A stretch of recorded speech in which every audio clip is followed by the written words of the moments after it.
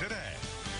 Good morning, and thank you for choosing KTSM 9 News today. I'm Andrea Chacon. And I'm Jay Russell. Now, yesterday I was not here, Andrea. It was my first time I was able to go to Ruidoso. Oh my gosh, that place is gorgeous. Was it worth not joining us in the mornings? It was hard. It was pretty hard. You know, I love being here with my ladies and the rest of the borderland, but I had a good time out there. We got a full hour of news for you, a lot of things going on, including the latest on the CDC's mask mandate, and then also a local angle as a local doctor weighs in on the announcement, but the first word of a possible storm flying around. We're going to take a live look outside right now of our tower cam this morning. Now, we did not see any rain in El Paso registered on yesterday, but today might be different. Let's send it over to our forecaster, Selena Quintana, for an update. Selena, what are the conditions going to be looking like for this Friday?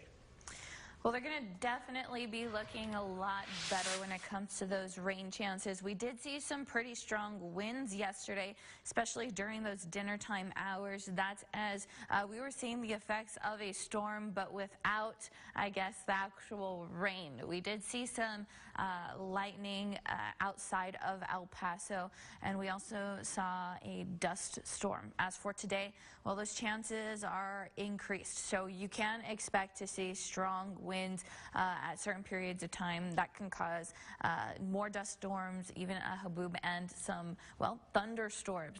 As for things right now, 64 degrees in El Paso, 5-mile-per-hour wind speeds, that humidity at 48%, and dew point at 44 degrees. Now, we're going to continue to see temperatures stay slightly cool this morning, but really close to normal.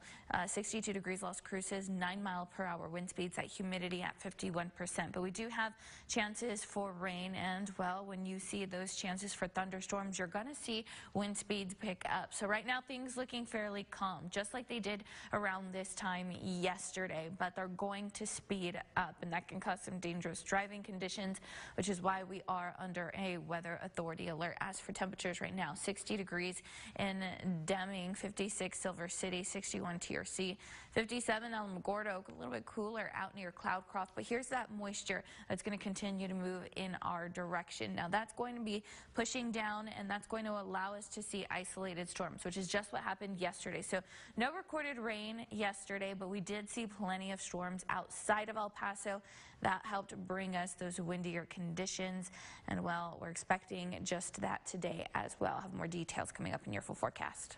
Thank you, Selena. Weather always changing out here in the borderland. Pretty bipolar. There you go. Now taking a look at today's top stories for the day. The news that everyone is talking about around the country, including those here in El Paso. That's right, Jay. The CDC is saying that people who are fully vaccinated do not need to physically distance or wear face masks in most situations. The agency says that fully vaccinated people should still wear masks while in public transportation and healthcare settings or businesses that require them, but the CDC defines someone as being fully vaccinated if 2 weeks have passed after their second dose in a 2-dose vaccine or 2 weeks after a single-dose vaccine. And despite Thursday's guidance from the CDC, El Paso Public Health leader Dr. Hector Carranza continues to urge people in the community to wear their face mask. For the city of El Paso, we continue to recommend wearing the face covering as we continue moving forward with the percentage of the population that is fully immunized. We're extremely close to that. And as we continue moving forward, we continue to ease the restrictions. The latest data shows that 50% of El Pasoans are now fully vaccinated against the virus, and 67% are partially vaccinated. With more El Pasoans getting pets during the pandemic, the need for veterinarians has significantly increased.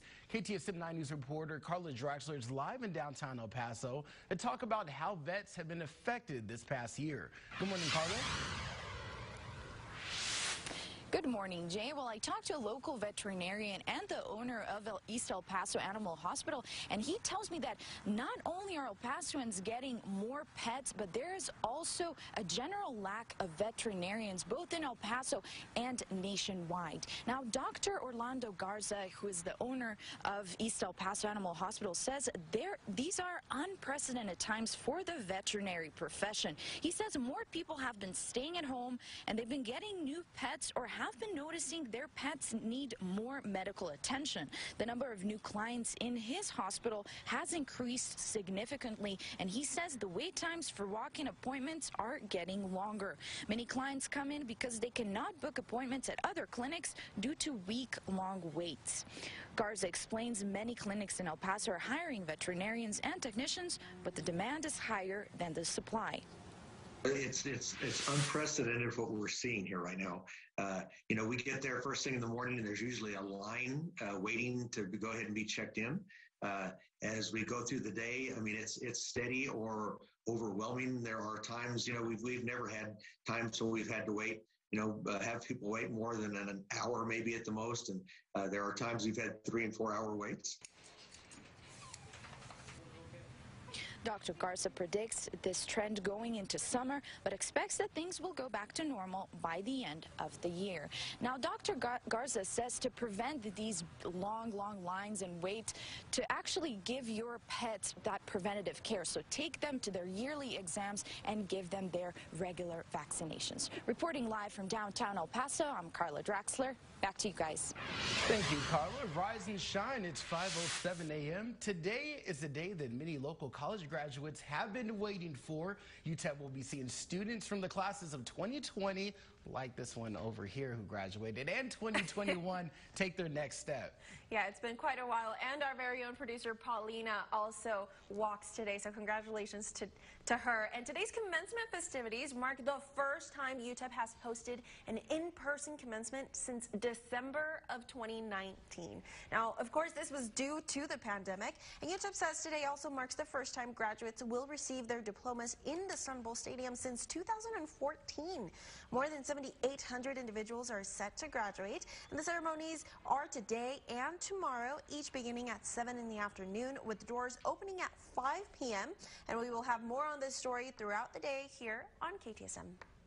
Now, part of those graduating this week is the first graduating class at UTEP's pharmacy school as well. It was 2017 when the soon-to-be doctors of pharmacy joined the new program. A dean of the program tells KTSM they had hands-on experience and sacrificed a lot of study for medical terms. He says it's not easy, and you have certain characteristics to be a pharmacist.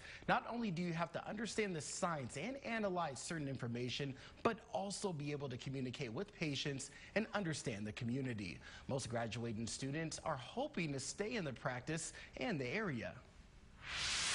On my father's side, I'll be the first doctorate student to graduate as a doctoral student, and then they're just extremely proud. It's quite an honor, and then they're just happy that we were able to stay here in town. The students in the hooding ceremony on Thursday evening, and their graduation is set for May 15th. And also check this out, nurses at the Las Palmas Medical Center are celebrating a different kind of graduation. Thursday, staff held a special ceremony for babies leaving the NICU unit. Now, Paisley is one of the many preterm babies who will now be going home to spend time with their families. The director of the unit presented the parents and the baby with a diploma and cheering on the staff. Well, it's nice and early. It's 5:09, and coming up, back in business, a recap of the El Paso Chihuahuas 2021 home opener. Then to the next level, an El Paso Locomotive FC goalkeeper getting the call up to the big leagues. All that and more with sports with Andy Morgan. Stay with KTSM 9 News today.